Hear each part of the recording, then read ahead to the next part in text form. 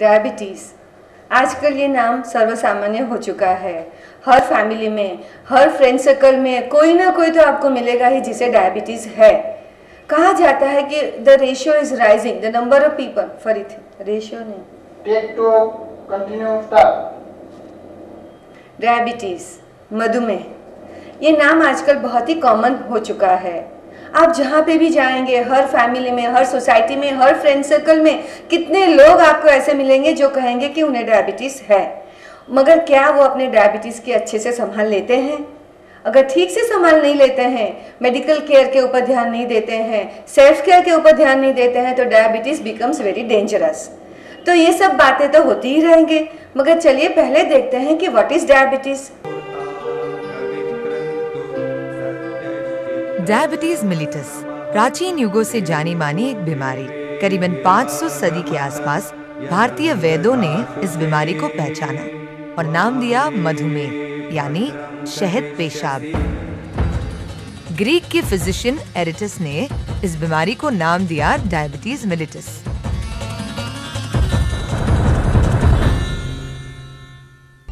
World Health Organization WHO ने इस बीमारी के लिए विशेष तौर से कहा है कि ऐसा स्पष्ट है कि डायबिटीज की बीमारी की महामारी का सीधा संबंध है हमारी जीवन शैली और बदलती आर्थिक परिस्थितियों से।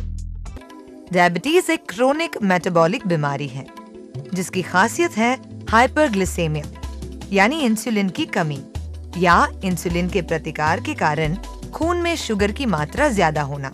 भोजन में उपस्थित कार्बोहाइड्रेट्स ग्लूकोज या शुगर के रूप में छोटी आंत में पचते हैं। ग्लूकोज हमें मिलता है हमारे भोजन से और ये हमारे लीवर में और मांसपेशियों में निर्माण होता है। ये ग्लूकोज छोटी आंत से रक्त में एब्सॉर्ब होता है। हमारे रोजाना कार्यों के लिए शक्ति मिलती है ग्लूकोज से।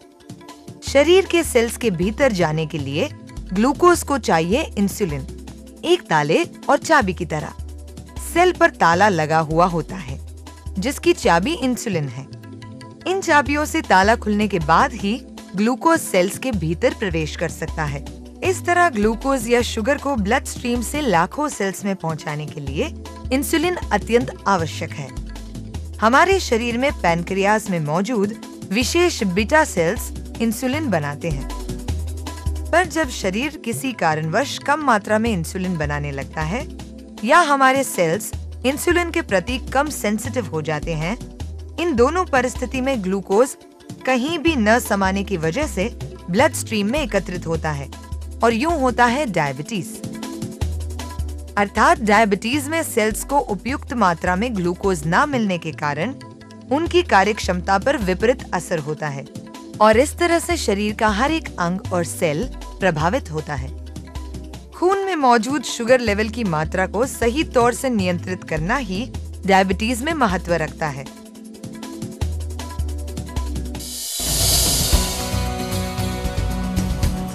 कुल डायबिटीज में 2 से 15% लोग टाइप 1 या इंसुलिन पर निर्भर डायबिटीज मिलिटस के शिकार हैं।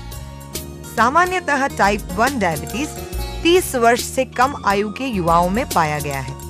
टाइप 2 या नॉन इंसुलिन डिपेंडेंट डायबिटीज मिलिटस सबसे आम डायबिटीज का प्रकार है। इस प्रकार में इंसुलिन शरीर में कम मात्रा में बनता है और सेल्स रेजिस्टेंट हो जाते हैं, यानी सेल्स इंसुलिन का प्रतिकार करते हैं। 85 से 98% जैसी बड़ी मात्रा में लोग इस टाइप 2 डायबिटीज के शिकार हैं। तो अब आप समझ चुके हैं कि डायबिटीज़ कैसे होता है, ग्लूकोज मेटाबॉलिज्म का काम कैसे चलता है, इंसुलिन का क्या रोल है। अगर इतनी बेसिक चीज़ें जब आप समझ लेते हैं तो अपने डायबिटीज़ को अच्छे से मैनेज कर पाते हैं।